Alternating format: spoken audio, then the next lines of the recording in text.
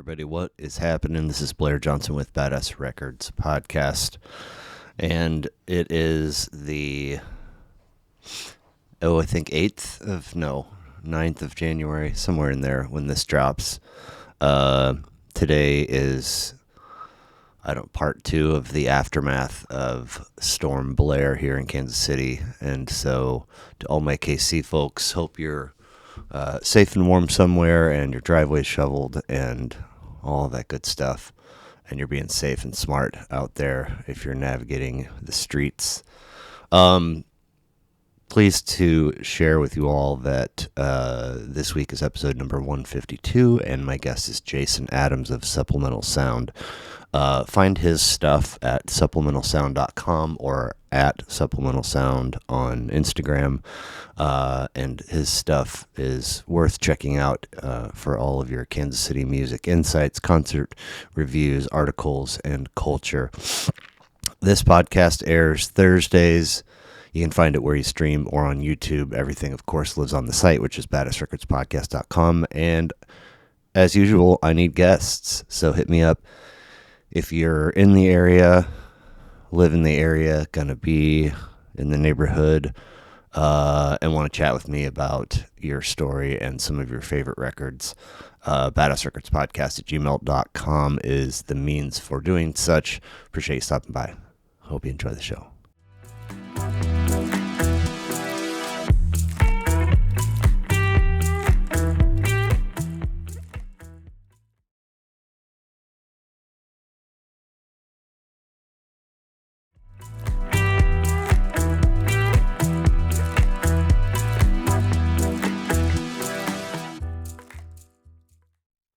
So let's see here. Like I said, I think this will be episode 152, Badass Records podcast, which maybe means nothing to you, but to me it means I'm 4 episodes from closing a third year of weekly episodes. Nice. This is 52, 104, 150, Right. So that's fun. It's always nerdy and goofy and fun to have little milestones. You've had quite a array of guests. I was looking back at some, like who were we just talking about? Bob Walkenhorst. Yeah, that was his great. I feel like him. So there's not much of an audience either, audio wise or on YouTube. So sometimes an episode gets like 6 views and it just lives there. Most of the time they get like 20, and then you look on the audio and it's getting 20 or whatever there, and obviously it builds with time. But I went like 5 or 6 days ago on the YouTube channel, and both Bob and Bill, who were 4 episodes apart, were like hitting 100, and I was like, what the fuck? And so I went to Bill's page, and I was like, oh, he posted about it. And then, a couple days later, it's at like 200. Nice.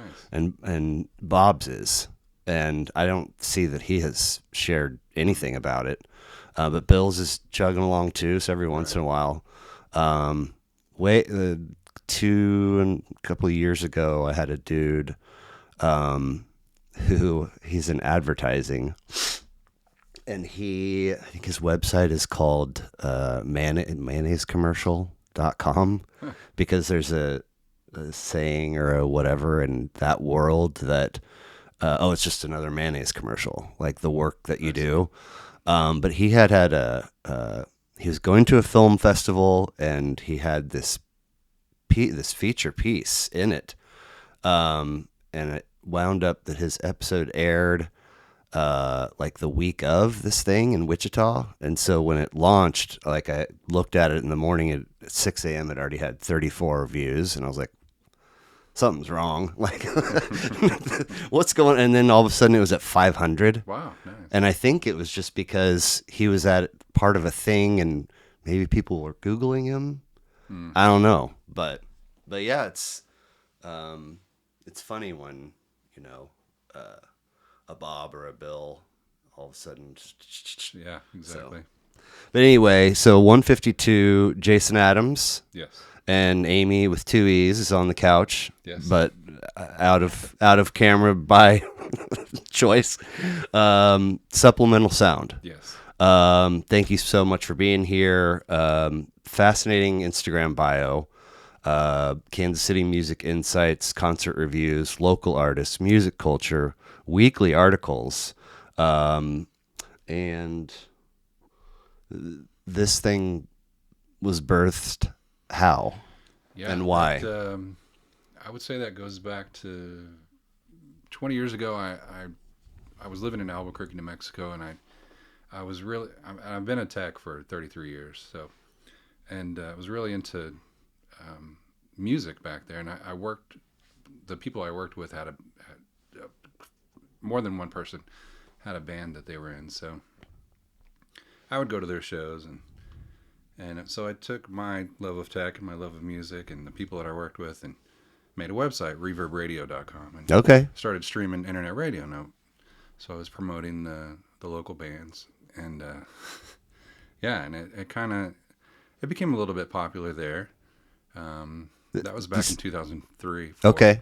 So and that was a lot of fun. And Is it still alive? No. No. Okay. Okay.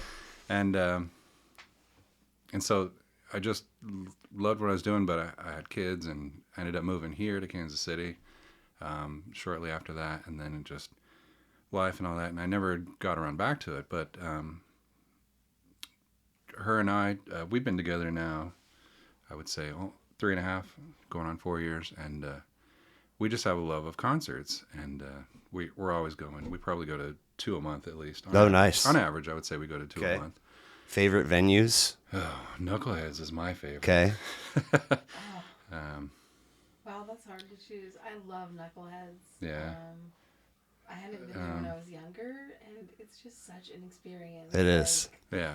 We had friends from out of town that live in LA, and I loved showing them around Kansas City because I feel like at first I was a little intimidated because they live in LA.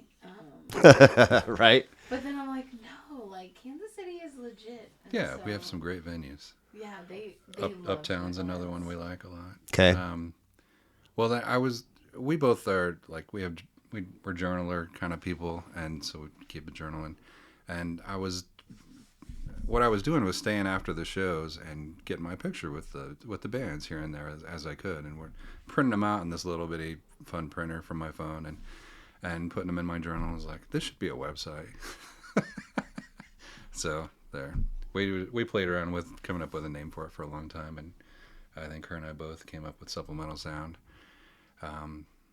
Yeah, and so it kind of revived that passion I had for music and technology from 20 years ago. Right. And so it's been fun. We've been, and I have a lot of ideas for it. And recently I've been working on, in the about page of the website now, there's a link. Supplementalsound.com. Yeah, exactly. There's bingo.supplementalsound.com, which another idea we had at a concert where you see all these concert t-shirts everybody's wearing. And it depends on the concert, though. There's some concerts where they're just wearing all their styles, and there's some concerts where everybody's wearing a concert tee, and you're like, oh, that band and that, oh, I was at that show, and so we're like, we need a bingo card. So I love it. So I came up with the code, and we created a little, it's a bingo card. You put in the band you're seeing, and it's supposed to pull up similar bands on the smart. card, and you can mark them off right Supposed there to on your pull phone. up, meaning something that you created, Yeah. algorithm wise or whatever. Yeah, exactly. Okay, I'm okay. using data from, I think, from Last FM or something, but I'm about to kind of redo it and use similar bands from Spotify's database. So Oh wow. you can use an API to pull in their data and based on the band, what are similar artists, and hopefully, and I try to pull in some popular, like the top 50 popular bands too, and just randomize a long list of bands, including the similar bands, and then put it into a bingo card and display it, and then you can touch the screen on your phone and mark them off. And we actually haven't had bingo yet when we've gone to shows and done it, but we've gotten close. Right. So it's fun. I suppose that would Stuff like mean that you would need to spend a little bit more time than you usually would away from your seat or away from your spot. You got to move around, and if you really want to, just walking around, just Yeah, just watch okay. the people walk by. There you you'll go. see them. There you go. Yeah. So Albuquerque, why? Actually, I was born and raised in Amarillo, Texas. Okay. And I went to the Air Force after high school and was a computer programmer. And my family moved to Albuquerque while I was away Okay. in the Air Force. So The old hot air balloon just happened. yeah, exactly. And so I moved after I got out of the Air Force. I moved to Albuquerque for about 15 years. Okay. And Wow. then, 20 years ago, I moved here. So Okay. Were you recruited, or was it a thing no, you? I just wanted to join out of high school. Cool. Because Amarillo is a small town, and Is it really? Is yeah, that the capital? I would say when I No. That's Austin. Awesome. But yeah, after I just was kind of ambitious, and I wanted something more than the economy that Amarillo has. Fair. So yeah, I just talked to recruiters and actually thought about being police, and then they're like, well, you scored high on the electronics test, so Okay. we're going to decide for you, and they did. And Now, they gave me a career in computers. So. When I was a senior many moons ago, they were heavily recruiting, and they would call my mom's house and be at school. I mean, it was so just like Heisman Trophy, and Yeah, it started with them coming to the school. Yeah, but once you get a little bit of distance from that and kind of look at it objectively, the notion that I've gathered is that if it works out right, like it can be pretty decent financially. Like you can get, I don't know, some schooling paid for, and then there's some income, right. and then maybe some benefits that last beyond your time. I don't know. Is that Exactly. okay? All that, yeah. Cool. Yeah. I don't love Albuquerque. I love the outdoors part of it. Sure. That's about it for me. I was in Durango for about 6 years, which is, if you're trying to fly out of Durango and you're a student, you can't really afford to fly locally, so it's either Albuquerque or Denver. And Albuquerque's better because it's closer of a drive, but just not entirely negative, but vibe wise, just weird, just a weird Right. place. It's a whole different culture.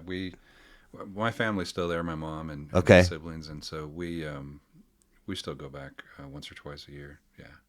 So I remember a warm, unique, cool vibe from the airport. yeah. Like that place was interesting. Now, Kansas City, because you're from here? Okay, cool. Right on. So, supplementalsound.com launches, and then you convert it to a Substack, or it just Yeah, I was using WordPress, and I tried. I think I tried a custom site for a while, and it was whatever platform was easiest for me just to have a blog, basically. Okay. What I did. So okay. that's why I moved over to Substack, and then allows people to subscribe if they want. But Yeah, you can't Yeah. comment or like if you haven't subscribed. that's interesting. Yeah, I didn't yeah. know that. Actually, I replied to you. I don't know. I saw Okay, that. okay. Yeah, that was funny because you'd said about the band had disbanded, but I didn't realize that, and they had actually thanked me on Instagram and then put me in their stories. And Cool. So I was like, but that's still all right because Kristen Conkright, I think she's also in Frog Pond. I've actually followed whoever I can from Frog Pond because we love them. And so I'm going to check out more of their music. So Well, Christoph did an episode, and I think I maybe after the fact ordered a T-shirt, and it just didn't come, and then he realized that whichever band member had that on their plate, they were having, I think, some kind of surgery or something. So he like ran it by. I was like, it's no big deal. I just wanted to let you know.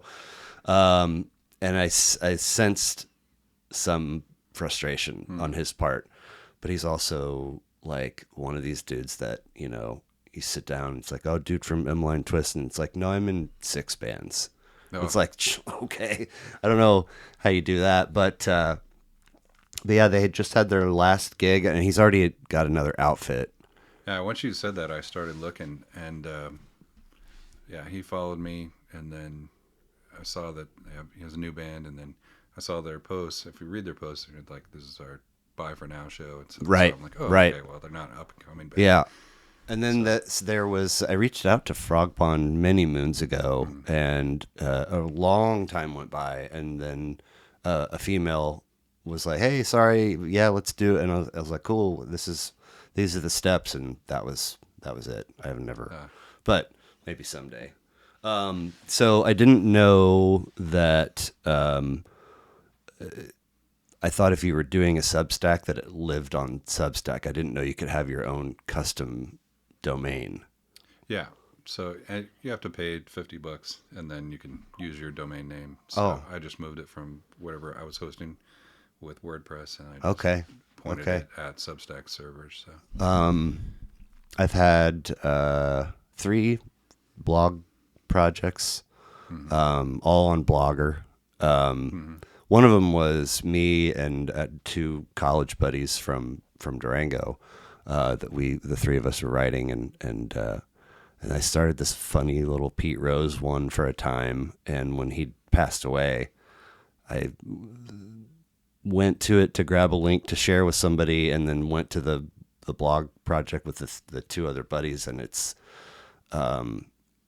got some, I don't know if it's a bug or what, but it immediately takes you to some weird ad or some other site. Oh, And it's right. like, it doesn't matter where in that Blogger page you click it. And I'm like, I paid for the domain. I don't know how to fix it. I see. I know the last time I needed to speak or communicate with somebody at Blogger, it was not easy to Yeah. find somebody. I don't think that. Yeah, I would say they probably don't have a good support. Yeah, or staff. any. Or any. And I think the person was like, our support closes permanently after I send this goodbye. I was like, Right. shit.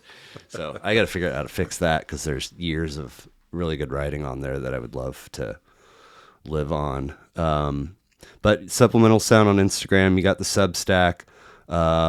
We talked about crossing paths. So Amarillo, Texas, born and raised. Mm-hmm. Okay, siblings. Yeah, I've got a brother and 3 sisters. So yeah, I'm the oldest, but Right on. Shouts out to oldest. I got 3 younger sisters. And any idea how mom and dad met? high school. Yeah. Okay. Yeah. Did they put on music in the home to listen to when you guys were young? Yeah. Yeah. There was lots of records. They had a reel to reel.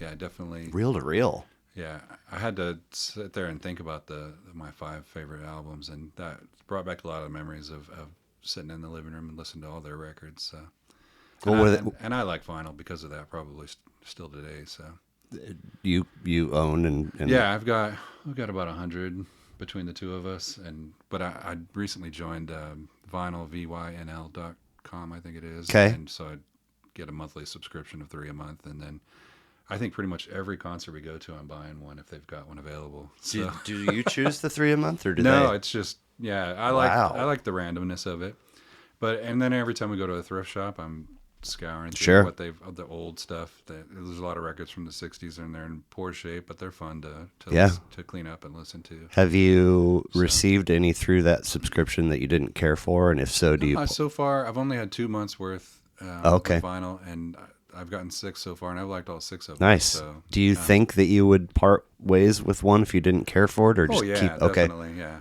And I put everything on Discogs actually, which I'm hoping to integrate somehow into Supplemental Sound. Explain. I for the longest time thought that was just like an informational website, It's but like, yeah, you can put your collection up there one by one, and then you can buy and sell on there, and it tells you what they're worth and You can the buy low and and sell high on and there. median, yeah. Okay. And so you can look through other people's collections and order them. You don't have to sell them on there, but if you want to, you can. So I've had a buddy do a couple of episodes who has, I think he's got hundreds and a room. And then in that room is the beginning of his dream. son's collection. Yeah. So he's just chipping away at trying to get everything on there. But I also feel like I once went to a local record store and inquired about a title, and I feel like they looked on there, which That I makes sense. might have been seeing it wrong, but I was like, why? Probably did. I think it's the main one that I know of for displaying your record collection online, and But if you're a retail outfit that they orders, probably, because I mean you can look up the value of a record too on there, so I would imagine they do use that. If somebody's going to Interesting. bring in their records and say, hey, do you want to buy these? Maybe they look them up on there. I don't know. okay. So So what kind of stuff did mom and dad have or play or? it was Willie Nelson, Chris Christopherson, Jim Croce. Yeah, just all the old stuff and a lot of country and folk. Is their collection So still they're old hippies. So around? no, I don't think so. They've Really? moved so many times, and Oh yeah, yeah. I don't think it's around anymore. That'd be nice if I could. I think when I was a kid, the first record they bought me was actually Bon Jovi's "Slippery When Wet" Oh my. and vinyl, and I was so excited because I finally had something. It was mine in the record collection. Yeah. So My buddy Ethan, who has done the 2 episodes and uses Discogs, has talked about where the collection lived previously, and now that they're in this home, him and his wife, there's a dedicated room and reorganized, and it being in a lot of areas of the home, and her being like, get it in the spot. And he's like, and talking about like destroying evidence of purchases. So that he's like, super expensive, heavy, and a pain in the ass to move. Doesn't have a lot going for it, but I do Yeah. love it. right. So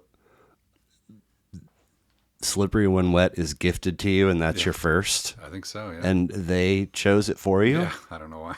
Interesting. It's funny. My mom, and I think it starts off with a lot of heavy moaning and stuff in the first in that first track, and I don't think she knew that, but it's funny. I also got a gift of Prince's "Purple Rain," and of course that has "Darling Nikki" in Yep. it, and that got taken away from me. I'm like, I didn't even buy it myself. Yeah, right. What did That's you? one of my top 5. Yeah. Purple What? So what did you buy on your own for the first time? Rain. I want to say as a kid, I probably didn't buy any, just because I think I had a paper route, but I didn't have a lot of money to go buy records. So once I was in high school, CDs became popular, and I started buying CDs. And I can't remember maybe the Meat Puppets was the first CD. Oh I wow. bought, so- Okay. Okay. But- Very cool. Earlier first live music memories. Yeah. So in Amarillo, there was a civic center, and a high school friend, or childhood friend of mine, he actually lives in LA now and does music reviews for a website called LA Unlock, and he's an author. But him and his mom worked at the civic center, and we volunteered, or they let me volunteer with them sometimes as ushers to usher people to their seats.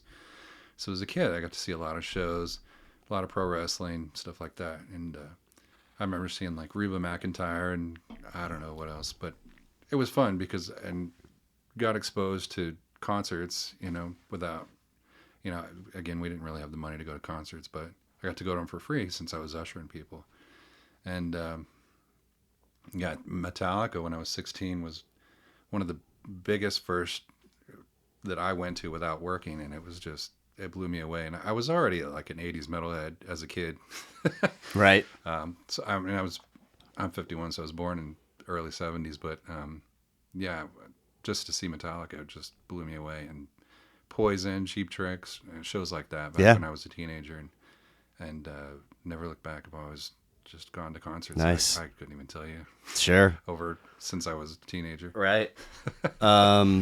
So when you followed the podcast's Instagram, and anybody that follows, as long as they don't look dangerous or Yeah, same here. I'll message If it's them. not a spam account, and this. Well, I'm not. I'm Especially if worried. it's local, I'm man. worried about you're coming into my house. Oh, yeah, good point. Yeah. And I mean, my kids live here half the week. I mean, Mm-hmm. but I'll reach out to pretty much everybody. And when I saw your stuff, I immediately thought that this was a thing that it was polished enough that I figured it had been around for a long time, but it looks brand new. Yeah, I would say less than 2 years. For Supplemental Sound? Yeah. Okay. I don't think we go back that far. It started after Coleman Williams, Hank the Fourth. He after one of his shows, it was like the first post I did. But the seen him. Substack is... That part, just moving it to that platform is. But So I moved all the everything posts. came with? You can still go back to all those posts. Okay, I just exported them and then imported them into Substack. Gotcha. So. And actually, before, in the earlier days, like I talked about with Reverb Radio, I'd worked with musicians, and it was nice to be, know people in the scene, artists in the scene.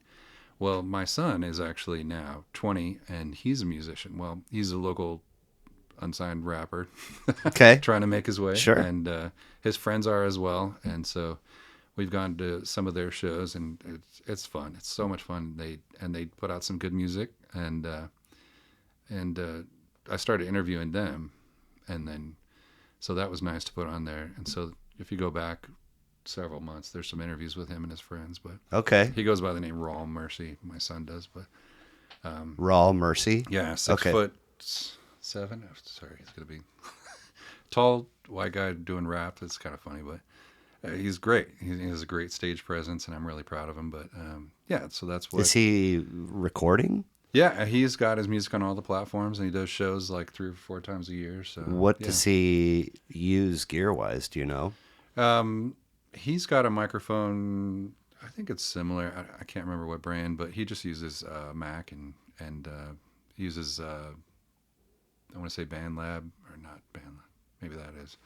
It's an online website for recording. He has everything he needs to do what he wants to do. He's got a room in the basement. And Cool. No, not unsimilar to this. And Right. and yeah, he just does everything down there. There'll be some evenings when we're watching TV and you can hear him. And Okay. It's fun, but. Well, the Substack looks great, and I love the idea.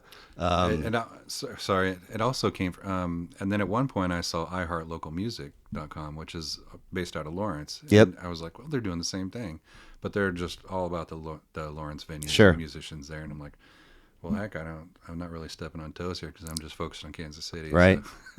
So. But not only is the site clean and attractive, but you have writing chops too. Where did those come from? I don't know. I went to after the Air Force. I went to school for about 1.5 years, and I just love the English classes. But I like to write. I've done some technical writing for work and things like that. But I mean, I just tried. Yeah. Well, I just like to write. I mean, great. That's, if I could So choose what I would do for a living, it would be, I mean, I would still do this, but to write would be I the don't know. dream job. Maybe I should have had a career in journalism or something like that. But no, I'm a computer guy. Sure. Well, I really like it. Like I said, it's clean, it's attractive. I love the idea. So hopefully I mean, it's a grind if you want to do something with some level of consistency, and Yeah. I hope you always have the energy and motivation and joy to keep it yeah. up. With all the shows we go to, I've always want to. I mean, there's some that go by, and I'm like, oh, I didn't get the time to write about that show or that show. Right.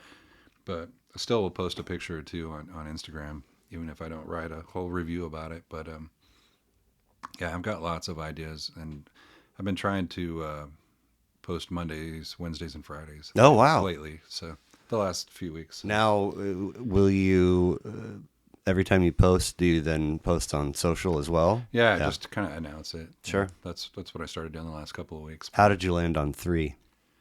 Just because I can always think of something I want to talk about. Sure. Like a recent one was just how I saw my son struggling with always trying to promote himself on Instagram and every other platform, and then also record and hang out with his friends and record at their places. And he's even recording some of his friends sometimes. And so it's just the struggle to get noticed. That's his current struggle. Sure. It's fun. And I like to be the one that makes the noise about the music that I hear and like. So Cool. Like the noise of a third down at Arrowhead Stadium. It's pretty loud here. Right, right. Funny, I got there was an Amazon box on my porch when I got home, and along the side it says touchdown, but it's like 24 letters because there's a whole bunch of O's and W's and N's. Oh, yeah. And then it says prime, and I was like, "Is this? Are you guys like Mitch Holthus fans?" That's Like, but I in the hospitality industry. A big chunk of time in it, and for the last decade and change, I'm on the sales end of that now, selling too. And so when I first started that career, when customers would come into our spot and you sort of examine and dissect their restaurant, and what's working concept wise, menu wise, price wise, theme wise, are things profitable? You try to the whole the whole thing that keeps that going is trying to make the operator profitable, because if they're profitable and growing, then so are you as the salesperson. So marketing and social media is a big piece of that. If you have the time to do it and you know what you're doing, or you can afford to have somebody do it for you. And the thing that stuck out about that portion of the presentation was that apparently, now we're talking 10 years ago, studies showed that 3 a week was the magic number. Oh, interesting. So don't, 3 a day it, and don't twice a month it, but apparently 3 times a week is enough to keep it, on the brain, but not annoying. I think I also decided on that because at my company we have like a hybrid return to the office. I mean, the first time since COVID started, and I go into the office Tuesdays and Thursdays. Oh, there you go. So I'm working from home those days, and that's probably why I chose those days. But don't worry, the posts are scheduled. I'm still working. Well, cool stuff. I have come across, randomly a couple of conversations with local podcasters. And I was sort of having this feeling of like, man, it would be nice to, network and have some podcasters on. Yeah. Maybe they invite me to go to whatever, like, some kind of collaboration. And guy by the name of Patrick Spray did episode number 77. He is a co-owner of Center Cut Records. And he was really insistent on not calling it this the music scene. He used a different term, and it's escaping me right now. But the point is that he's like, we have a lot of parts. We have a lot of artists. We have venues. We have people that will, write about albums and review shows, and we have labels. We have all these things, but what we don't have is like connectivity and collaboration. Yes. And I was like, at that time I was still sort of new to this, but I was already sort of feeling it. And then since then, I've just randomly had some exchanges with local podcasters, and I can tell that the vibe is the same. But then I try to schedule, and nothing comes of it. And I'm like, what do we need to do to tighten? I don't know. Point being, keep doing what you're doing. I know that I don't know for you if like how, the joy of doing it, and then the getting noticed or whatever. It's a different balance for everybody. But I hope that you can keep the momentum going. It allows me to express all the excitement I have about music and the concerts we go to, and the local artists that I've been meeting through my son and his friends, and going to shows and getting to meet the bigger bands. If you hang out after the show's over, they'll come down and go to their merch booth or whatever and just take your picture with them. So got a lot of those on Instagram. But like you'd said about the collaboration, one thing I also noticed is I couldn't find anything that really brings together all the local artists that are unknown. So like these kids and Yeah, you got your younger bands. Boulevardia and your big Yeah, kind of things, but nothing but really. nothing like a website or anything like that. So that's one thing I'd like to expand into, is just kind of, and for me, it's not about making money at all. It's just fun. Right. Yeah. And I even thought about bringing up the internet radio stream again through Live 365, but I need to get to know more local artists. Sure. And right now, I don't see a lot of smaller artists because we go to so many, mainstream acts, even if they're not the big like. So I need to just expand a little bit more and get to know. Even though I've been here quite a while, there's still a lot of local acts that I haven't seen. Sure. We haven't gone to their shows yet. So.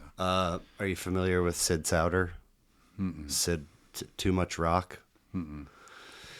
He's he did an episode, I think it was in the 90s, somewhere over there.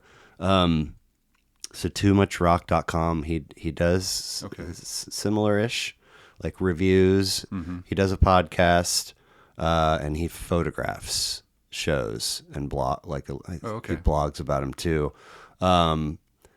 Interesting. He also at Arson Class Junior 7-inch. He does that might have been installment 11 of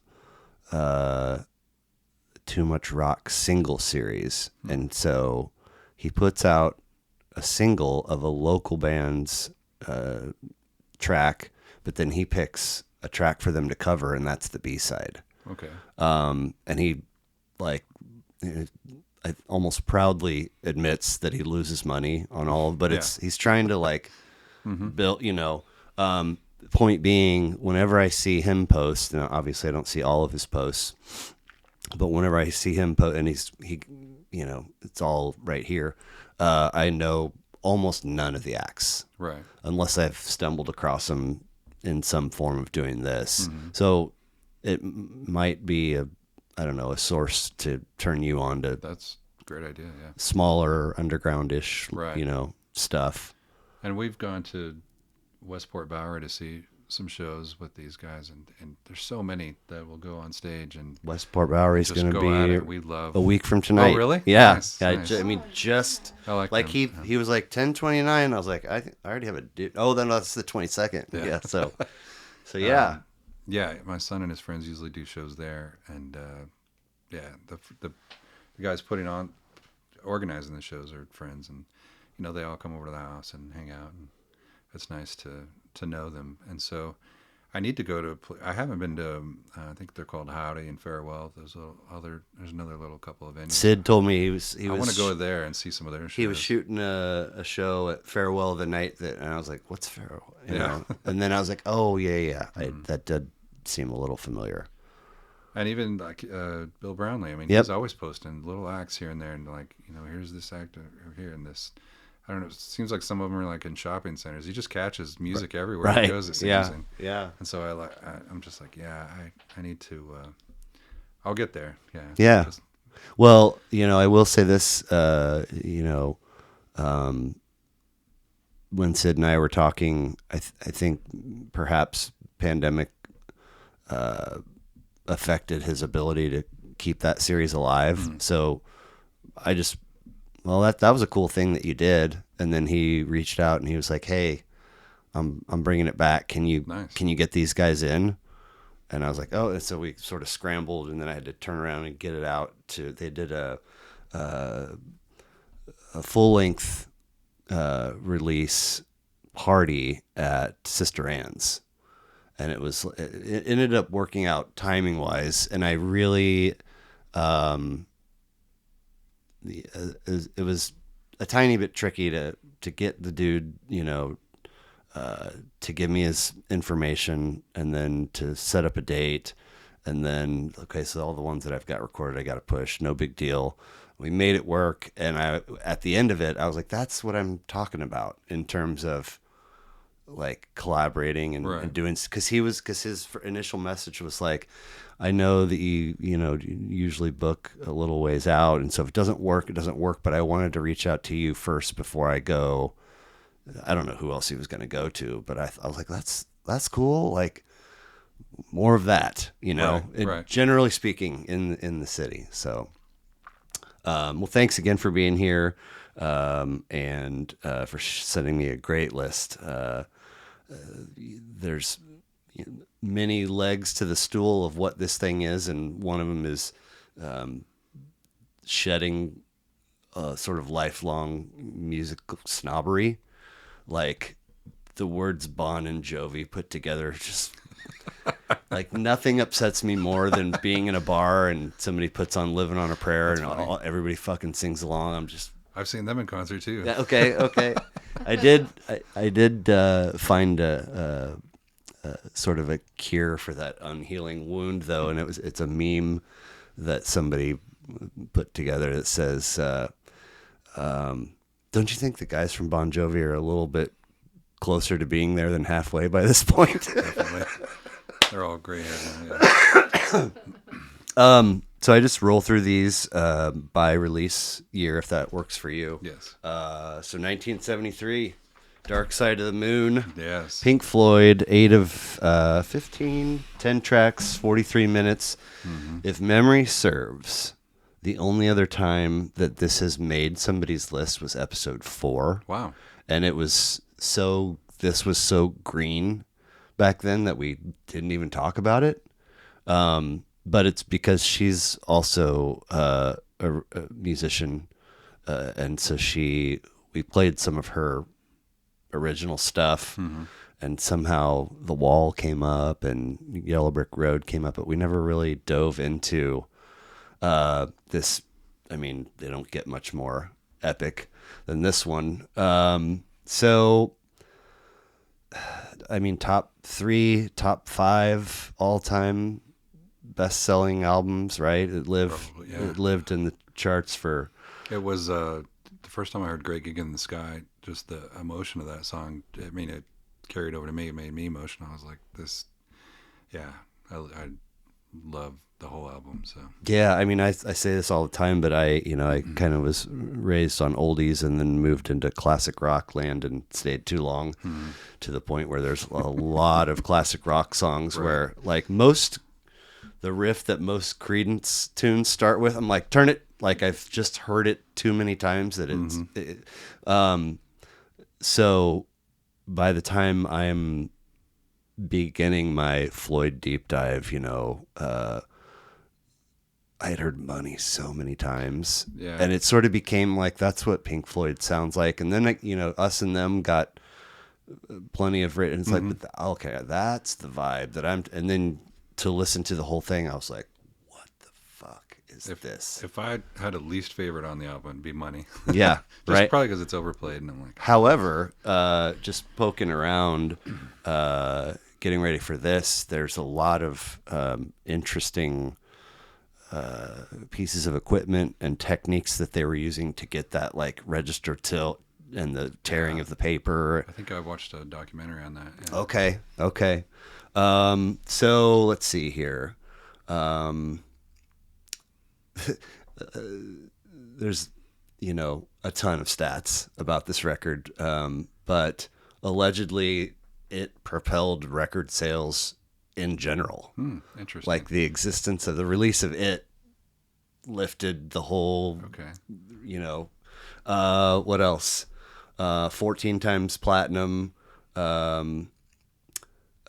charted for 990 weeks and has sold upward of 50 million copies, and helped fund the production of Monty Python and the Holy Grail. It's like all right, interesting. British folks helping each other out. That's cool. Yeah. So, hard if you are a music person at all to not be aware of this record's existence or to not know a good bit of it. But tell me about it landing in your lap and becoming something special.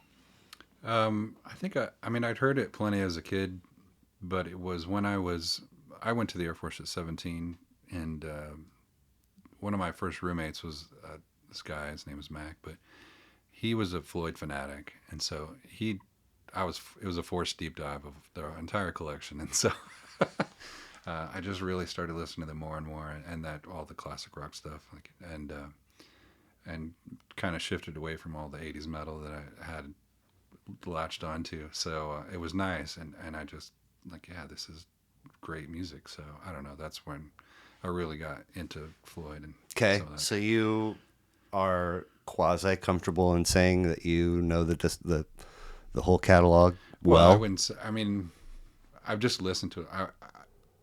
This is the only vinyl that I own of it. So. Okay, same. But yeah, Think so. I've listened to quite a bit. I might have the wall too. I never got to see him in concert. Right. But yeah, I mean. So, Saucerful and Piper, are you yay or nay? Is this like some of their 60s stuff? Those are the first two, the only two with Sid I Barrett. think I've listened to them. Okay. I think I know what you're talking about, and they were. I remember them being different. I was like, Understatement of the night, right there. It's not for me. Not the trippy Floyd that you. Yeah, right. They were. Yeah. It's been a long time. It's been since the 90s since I listened to this, okay. but I never went returned to right, them. Right. So. I had Sean M. Stewart. He's mostly gigs solo, but he also was in an outfit called Critters. He was he did an episode some time ago. Amazing dude. It was a really great conversation. He had a Sid Barrett record on his list, which is a lot like that early stuff. And he was like, what's your, I was like, I don't. He's like, oh, so you don't like pop? And I was like, yeah, not really. But fascinating, to each his or her own. But I believe, no, Animals has made at least one, maybe two lists. But beyond Dark Side and Animals, one other Pink Floyd record has made somebody's list, and I'm wondering if you can guess what it is. I'm blanking. The Final Cut. Final Cut. Yeah. I have to remind me what songs are on it. There's nothing worth mentioning. Nothing notable? It's the last with like that comes out in like 83, somewhere in there, and then they're Roger Waters and the rest of them are at such odds that it ends. The next thing you get is Momentary Lapse in like 87 or 89. So point being, and maybe this might be, The Wall has a lot of military themes in it, and the Final Cut, I'm pretty sure, comes out right after The Wall. And it's if The Wall is real Roger Watersy, Final Cut is almost like they're just playing the parts that he tells them to play, and he's being real autobiographical, and I think he gets a little into armed services, and it's something. And I love The Wall. Right? Yeah, watch that a lot. So have you done, I have never done the Dark Side Wizard of Oz thing. Have you done it? No, I'm not familiar with that. The Wizard of Oz thing. No, I don't. Okay. So if you start, but you'd have to be blind and deaf if you actually went to look. It's talked about everywhere, but I've never done it myself. But if you start Dark Side on like the second or third MGM Lion's Roar, when the Wizard of Oz starts, it's perfectly synced. Oh, wow. Like the music goes with what's happening in the movie. Oh, okay. And it's like the first time I heard that. Look it up first so you know exactly where. But it's something to do with the Lion's Roar. And I've got to try that now. Yeah. And the first time I heard it, I was like, okay, sure. And then I heard it again and again. And then all of a sudden it just became... And I was like, that can't be an accident. I'll report back after I try that. Please do. Because that might be the final push that I need to sit down and do it myself. Have you heard the remakes that Roger Waters did a few years ago? No. Yeah, he redid, I think it was this album in his style. Yeah, it was this album. And they were just, remakes. Okay. Slowed down, and he's talking poetically, rambling on, and it's really interesting. But so I've seen him on Spotify, just looking up Roger Waters, and it's the same song, but it's like it's just totally reimagined. So Well, on all of these. So. I mean, the out of my group of high school friends, and I'm just I'm a '74 baby, so I'm not far behind you. By the time we're like all of us that had divorced parents, those were the spots where we could get away with like pre-partying in the evening, and then mom's coming home. We got to scatter. But one of my buddies, his younger brother, who was in the same grade as my sister, so like we were kind of close. He had like the whole upstairs to himself, and in his room he had a really nice stereo system. And so we're over there one Friday night and pulling 3-foot bong rips up in his bedroom, and this gets put on, and where the peak of Great Gig in the Sky kind of comes crashing down. And we all did, somebody discovered it by accident, and then we all had to do it.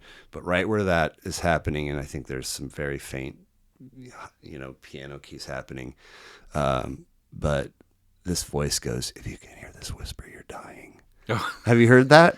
Dude, like, and so to be like way higher than any young person should be, and the volume is through the, like, oh, it's just like, that doesn't surprise me. There's so many elements that they are like toying with the human psyche, and then to throw in little things like that is, but great record.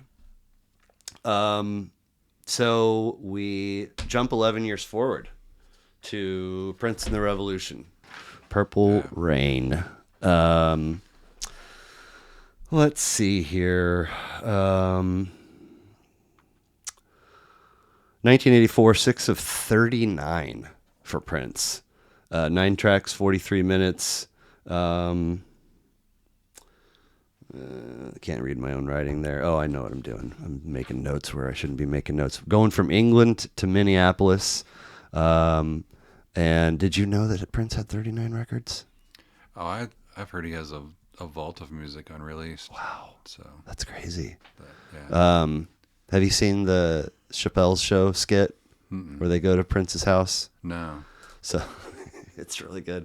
So Prince has just all these dudes over to hang, and they're like, I think, drinking and smoking and whatever else. And he says, let's go play some basketball. And they're like, I'm sorry, what? And he's like, some basketball. And they're like, what are you talking? And he has a court like in his home. And they're like, well, you short dude, we didn't know you were into basketball. And they're like, nah, I'm wearing my nice being out clothes. And he's like, no, I gotcha. And he disappears and comes back with like a bunch of real Princey outfits for everybody to wear. That's like funny. The last thing you would put on to play basketball, and just smokes everybody. And everybody's just like, what in the world? But such a fascinating dude, wildly iconic album for Gen X, right? Yes. I still am not sure. This might have been the first time that I listened to it all the way through. Not every track was around and familiar, but enough of it was. I mean, anyway, point being, when I hit play and put these on and Dearly Beloved, I was just like transported. Oh, yeah. So tell me, you mentioned it earlier, so you might have already answered my question, but how did this one earn a spot for you? It was just part of the childhood. I think I had, I had a cousin that gifted it to me. Okay. And then my mom took it away when she heard it. Right. That's what it was. Room. That's what it was. And, but Purple Rain is like a Great Gig in the Sky kind of song. For me. Just has that build and that emotion and that just, but the whole album, it's, and I know that he, played all the instruments a lot of times, and would just have the band was there to play with him live, and he'd like to do his own recording of everything, and just that genius of like, I'm just going to make the entire, when I'm recording, I'm going to make all the instruments, I'm going to make sure it's done right, and maybe they're re-recorded with the band, I don't know, but I just know that he was really this is his passion, his music. So See, I didn't and know lived, that he did that. Yeah, I'm pretty sure. Okay. So Well, I had a buddy, when we were a couple years after this is out, he was like, yeah, he also shreds. And I was like, he's just a vocalist. He doesn't play any. He's like, no. He's a great guitarist. And then, I eventually, okay, that's probably true. And then the While My Guitar Gently Weeps. Have you seen this video? With him? It's, I don't remember what the occasion was, but I mean, like, who's who of American rock guitarists are like at this live performance, and it's a bunch of shredders. Like Tom Petty's there. I can't remember who else, but it's like 4 or 5 really well-known guitarists, and they do a cover of While My Guitar Gently Weeps. And when the solo starts, everybody kind of takes a little, and then Prince like everybody else is like struggling to concentrate because he just blows their minds. It's really, really cool to check out. So how many other Prince records are you familiar with? This is the only one I have on vinyl. But Right. yeah, I've listened to quite a bit. In the 90s, I know he was still pretty popular, and I listened to his stuff then when it came on the radio, and the older stuff from I guess it was the 70s, yeah. It seemed more like funk, and it was less of the mainstream pop. And I like that older stuff, yeah. Too, but most of what I listened to and heard, just exposed to, was the 80s and 90s stuff that he put out. Right. So, and I like all of it.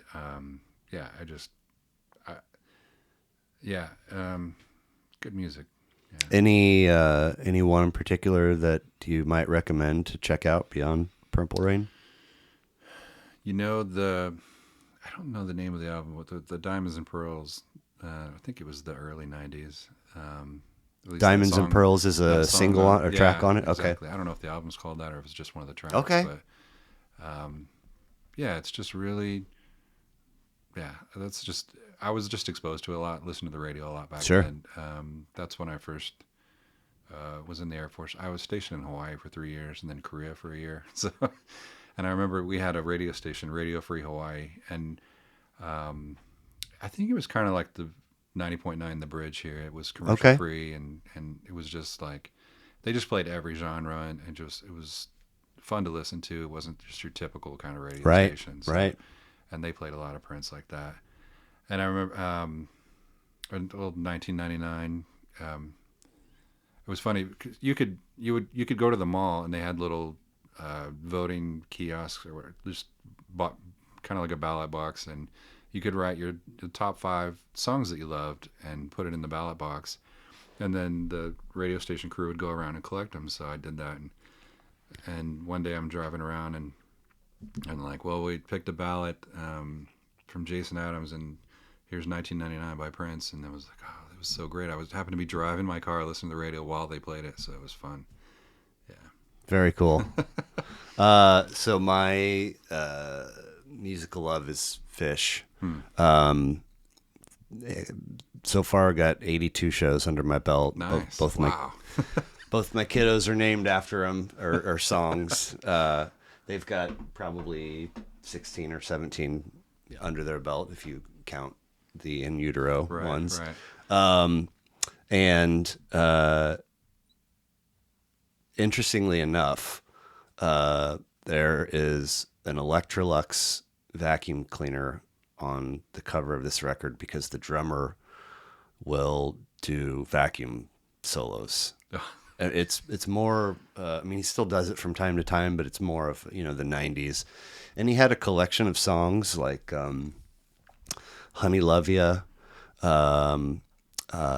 Bike by Syd Barrett. I'm trying to think. There was probably 6 or 7 or 8 that would kind of be part of and it wasn't every show. But now the only one that he'll do is Bike because it's the only one he can remember the lyrics to. But for a good while, Purple Rain was in that mix.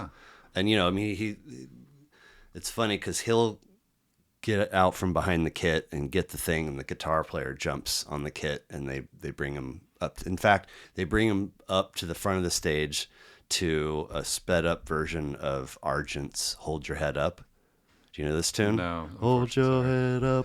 Whoa. Oh yeah. They bring him up to that because he hates that song. Oh, okay. So anyway, he'll turn it on and then he puts the thing on his all these wild notes. But Purple Rain was part of that mix for a good little while.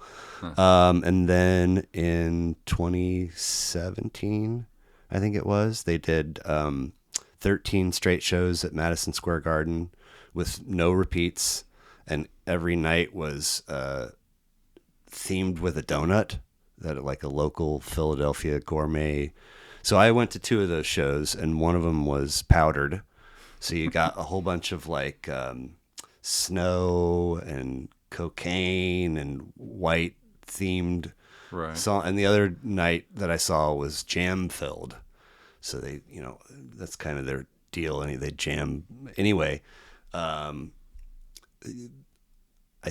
can't remember if it was mid first set or mid second set, but whatever they had been doing leading up to it was great. Real good energy. And all of a sudden they went and you hear the bam, bam, bam, da, da, to 1999.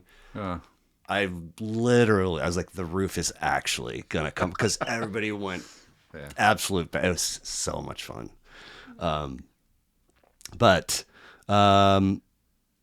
From what did we say? 84 for Purple Rain. Okay, so an even 10 years 90s, yeah. forward. 1994, 9 Inch Nails, Downward Spiral. Yes. 3rd of 14 tracks, 65 minutes. I think this is the second appearance on on somebody's list. Nice. And we got to go back to episode 121 with Maura Dayton, who is in an all-femme band in Lawrence. I think it's Catfight. Catfight is there. Okay. I mean, as much as it might feel as the local underground smaller scene here is tough to get a pulse on, I feel like Lawrence there's so much that I'm just like, I can't even, anyway, that was for sure my first full listen to this album. And I was, again, that musical snobbery, like things like 9 Inch Nails and Trent Reznor and all these kinds of, like, I was just always like, ugh. But I really enjoyed listening to it when I was getting ready for her episode, and it was really fun to revisit. So another iconic record full of delights and surprises. But tell me about it for you.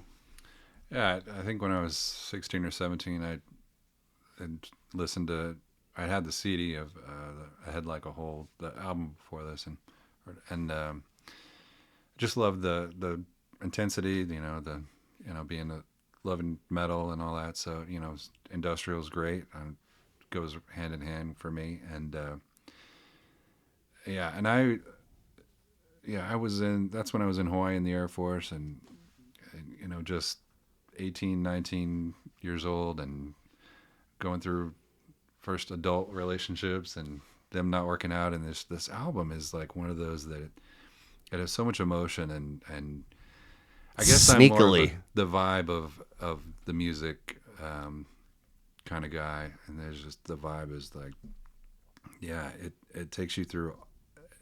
It's almost like the stages of grief or something. I can see that. This album has a lot of how do I even describe it?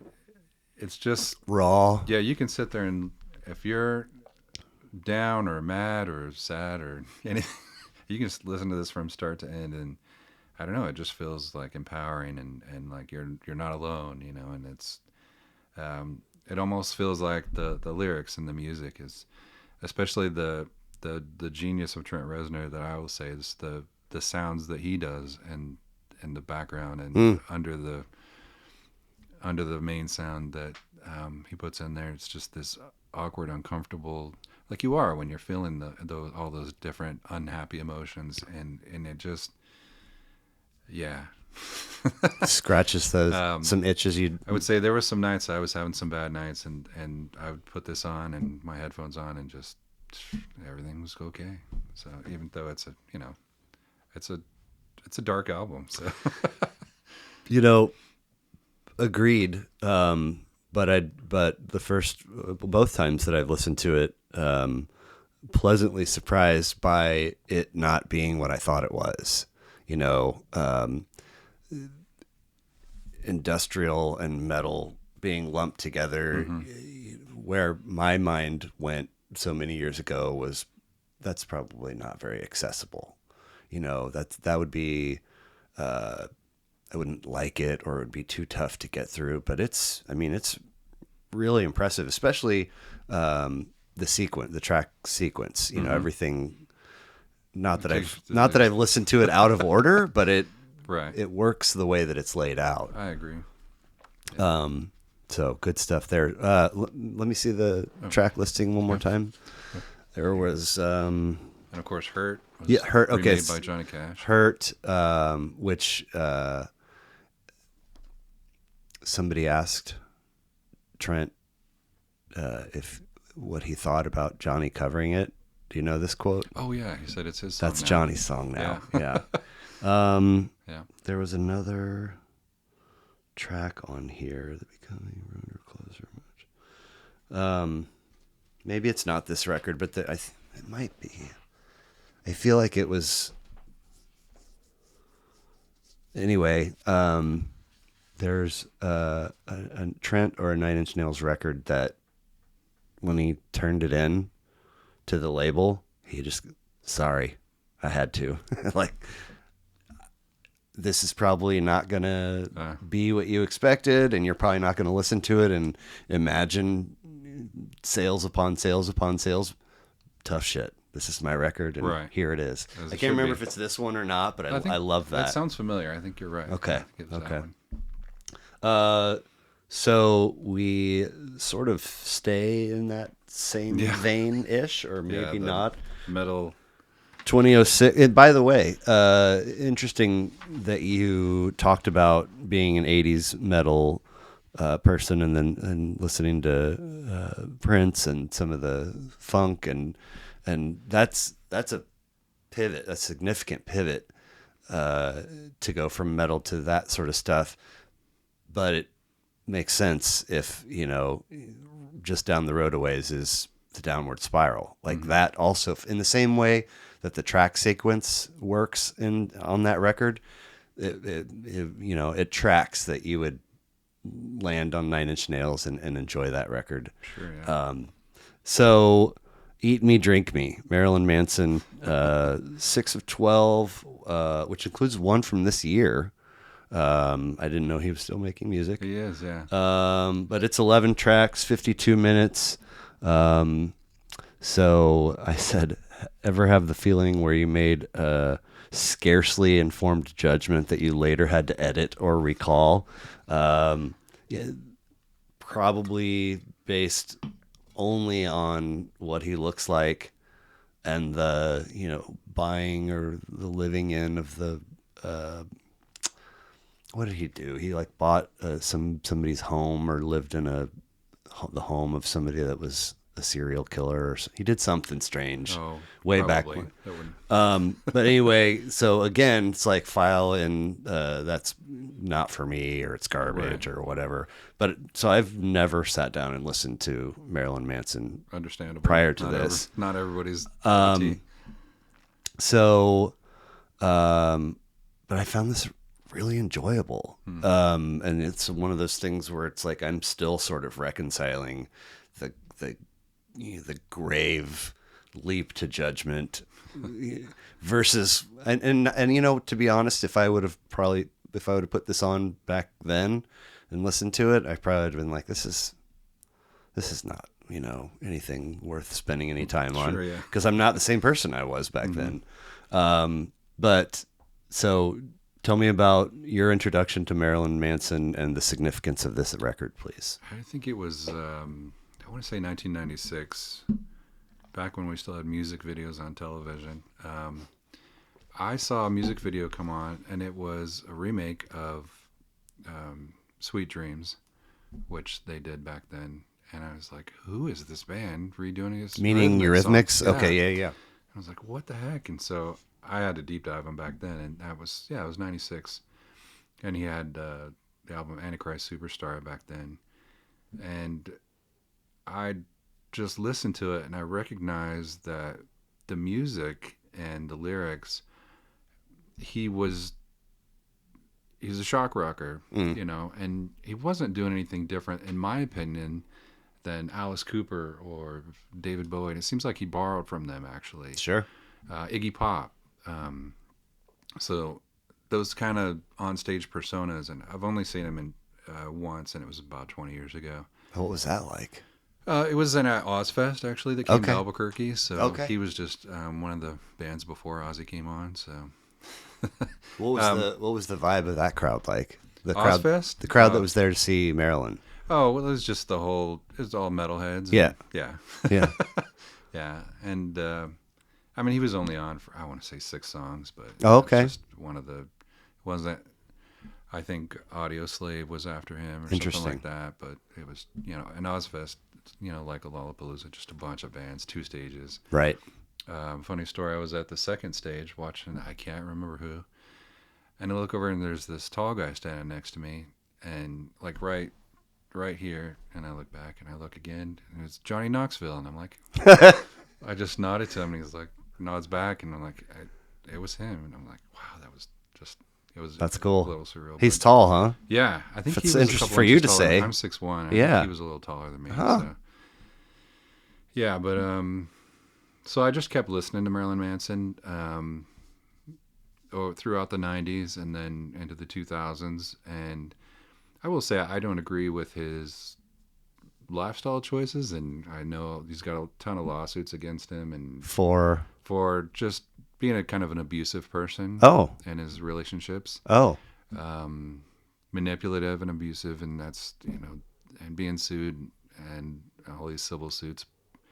And the last album he'd put out was actually in 2020, and then he just with all the lawsuits went away for a while.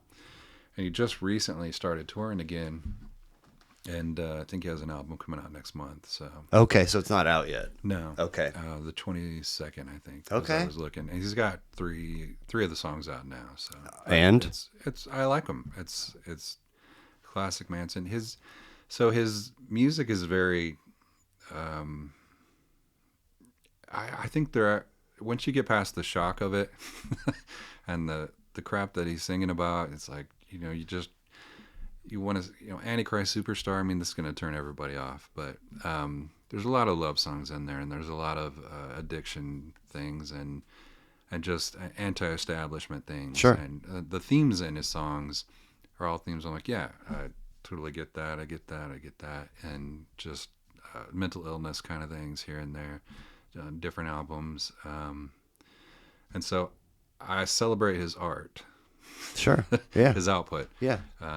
Separate from the art from the artist, Yeah, and I can do that. I mean, unless he's in prison, he's done some bad stuff. Sure, I'll probably stop listening to him, but I'm not going to support him anymore at that point. Right. What was now, I don't know. So far, he hasn't. None of those suits, I think, have ended in anything happening. A lot of them were dropped, and sure. There's still a couple of pending. Just nothing's happening. They're just. What was the record from 2020 like? It was pretty good. I'm trying to. I can't remember songs from it. That's okay. This chaos something. Anyway, it was fun, and it was nice to.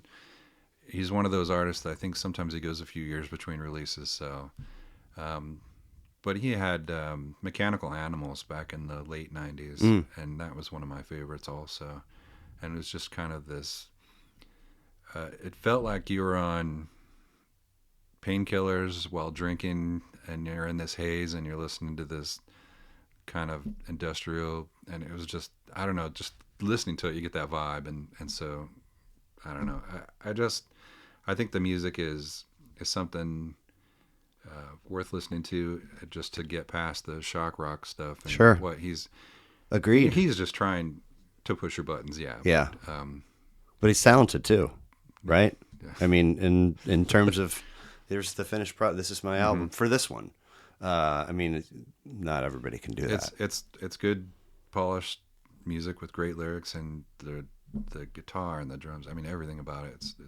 It's really good music. It's just you gotta learn how to compartmentalize some things. Yeah. But, yeah. Well, that was fun. Really, really great. I was very pleased to check that out. And then Curveball for me, considering your first four. 2019, When We All Fall Asleep, Where Do We Go? Billie Eilish. Yeah. First of 3, 14 tracks, 42 minutes. I knew of her. She kind of got big, and then all of a sudden, people, the TikTok sound, black top T-shirt, Billie Eilish, familiar, like that, just really exploded. But I never. My daughter likes her, so she'll, she's 13, so she doesn't have, and may never have, because the notion of a physical album, be it CD, record, cassette, whatever, that, I feel like there's a few of us trying to keep it alive, right? But it's trying hard to die. So she may never, so she'll just one-offs here and there in the car. Yeah, and it's easier just to bring it up in your phone. Yeah.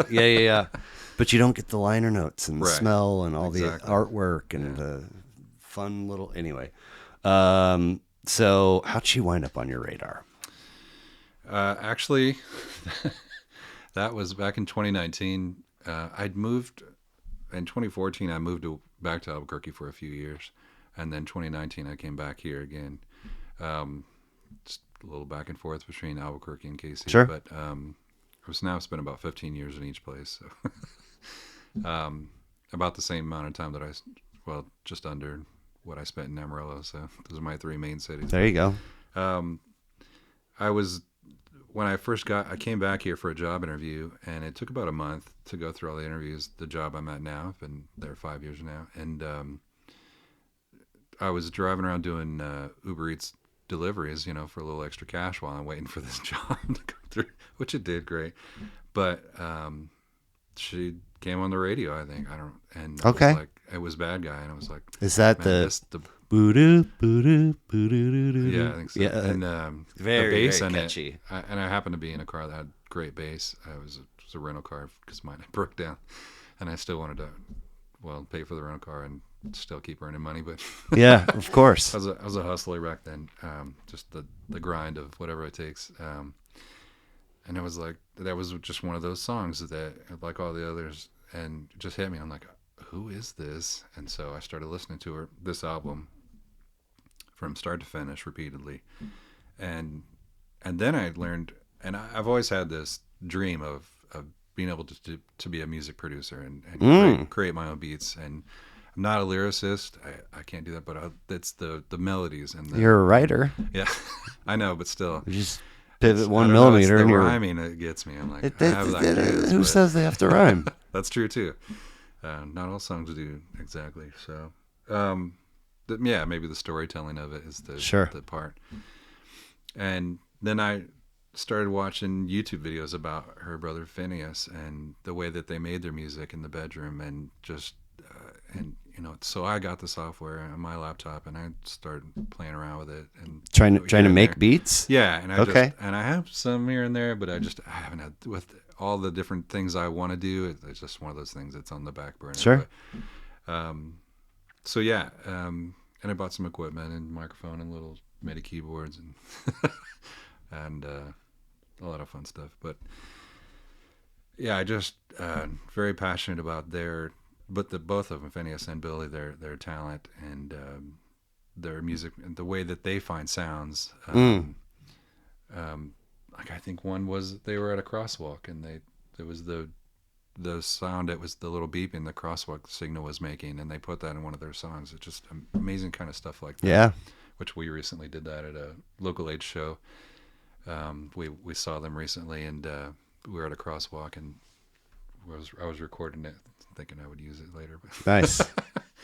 But so we have 2 shows planned next month, and one is Billie Eilish she's coming to the T-Mobile Center, which Really?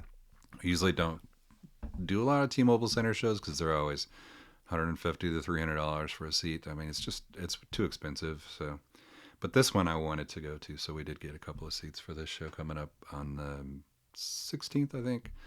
And then Are they close-ish? Or are you way up high? they're actually down in the floor. Okay. For 23 rows back. So Dang, that'll be awesome. Yeah, it'll be pretty close. Hell yeah. Yeah, I'll get some good pictures for Yeah. Instagram. But And hang out long enough to meet her and get a selfie? Well, I doubt she will. No, that's not one of those. Right. Not one of the the shows at Knuckleheads where you can't Right. meet the artist. Yeah.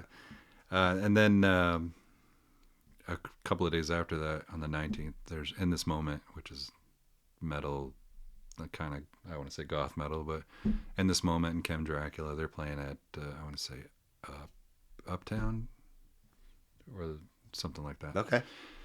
So those are our next 2 shows. But yeah, Billie's our next show. So Nice. But I just think the album is great. Now she's put out a couple more albums since then. She just came out with another one, Hit Me Hard, Hit Me Soft. But this one is always, what if a song comes on, I'll listen to the whole album again. So Very cool.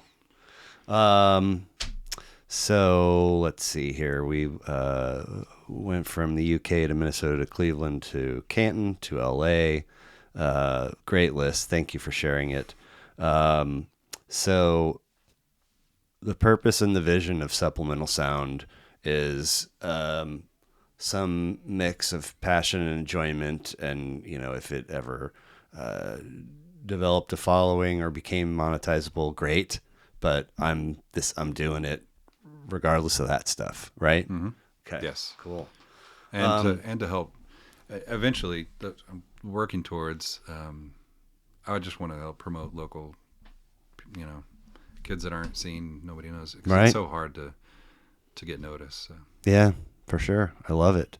I appreciate it. I usually do a sort of rapid fire series of goofy questions, and then we'll wrap and get you out of here. Sure.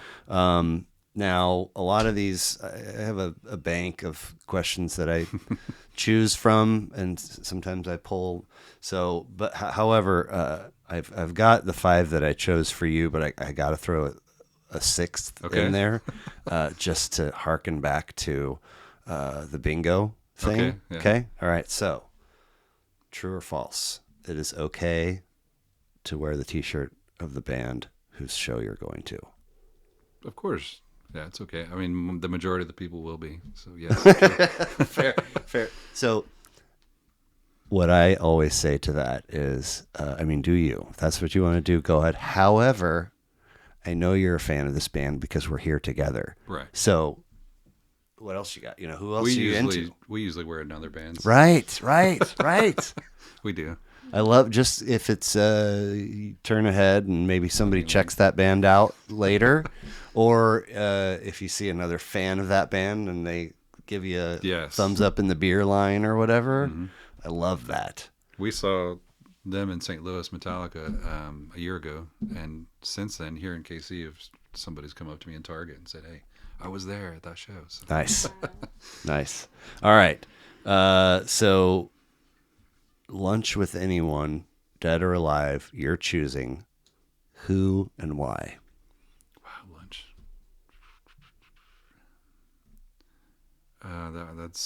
That's difficult. I'd have to say Trent Reznor. Okay. Great answer. Off of the 5, because going back to the music producing, I'd like to pick his brain and just the way the way he creates an album. And that's definitely a lunch you want to document in some fashion beyond just trying to store it up here.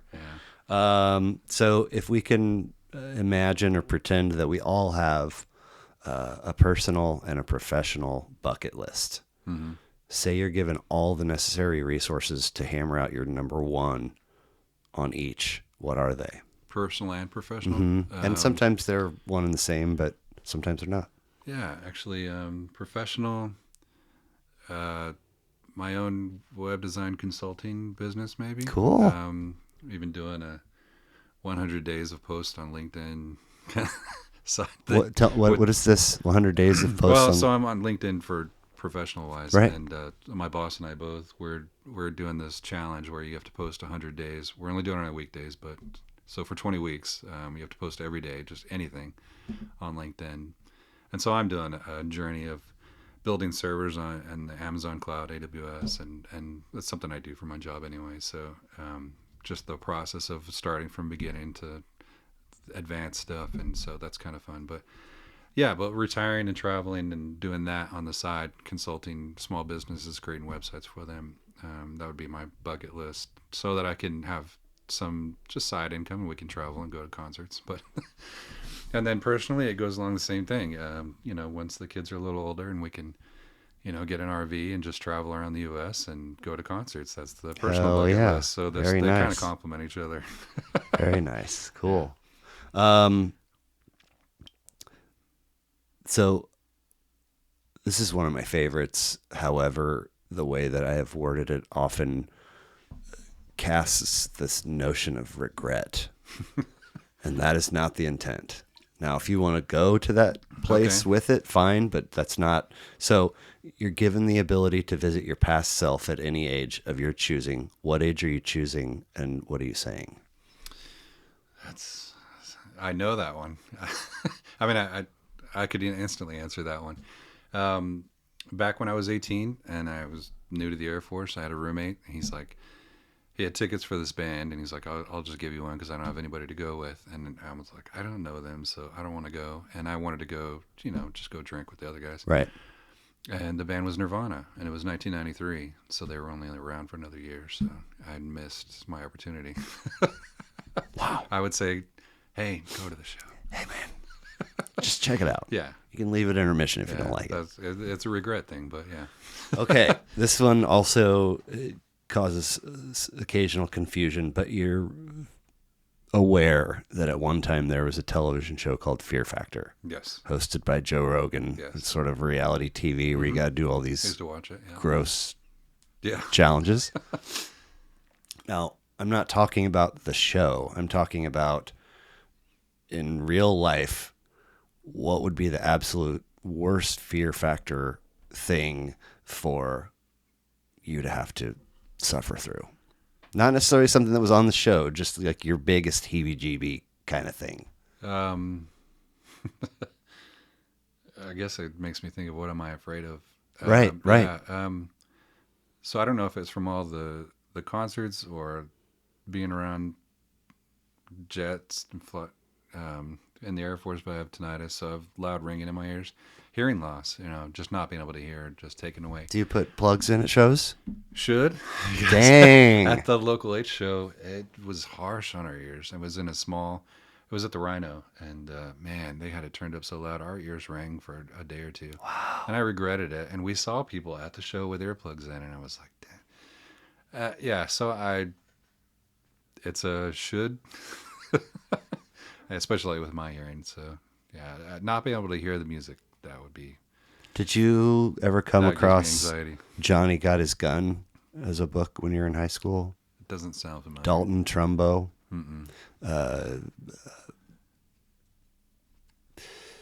He's been in combat.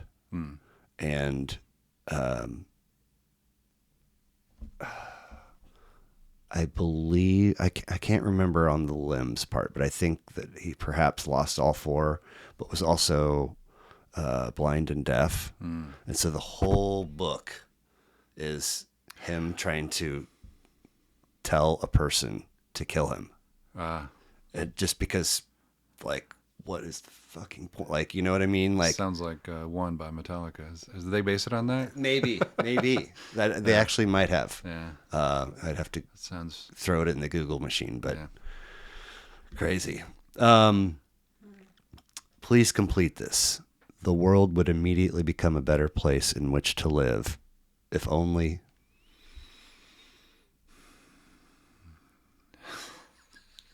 Man, we're just before an election, so that's hard to. Yeah, I wondered if that's why you were giggling. If we would be open-minded to more types of music. Hey, right? Yes, absolutely. Because it's an expression, and you get to see what that songwriter is feeling if you really listen. And yeah, I don't know, just being more open to each other's, not just like, okay, I've heard you, but trying to understand why they've said that, Yeah. or they've said it that way. So Cool. Awesome. Great answers. Supplemental Sound on Instagram. Supplementalsound.com is the Substack. Any other plugs? no, that's so far. I'm just gonna keep building on it. Cool. And see what else I can add to it. Cool. So. Anything that you had hoped that we would cover that we didn't? No, actually covered everything I could think of. So. Okay. Right on. Right on. Well, I really appreciate you being here. Yeah, I appreciate you having me. It was nice to meet you, and Amy, thanks for coming along too. I'll now add you to the list of folks that have ridden shotgun, if you will, for an episode. And thank you guys. Talk to you soon. Okay, thanks.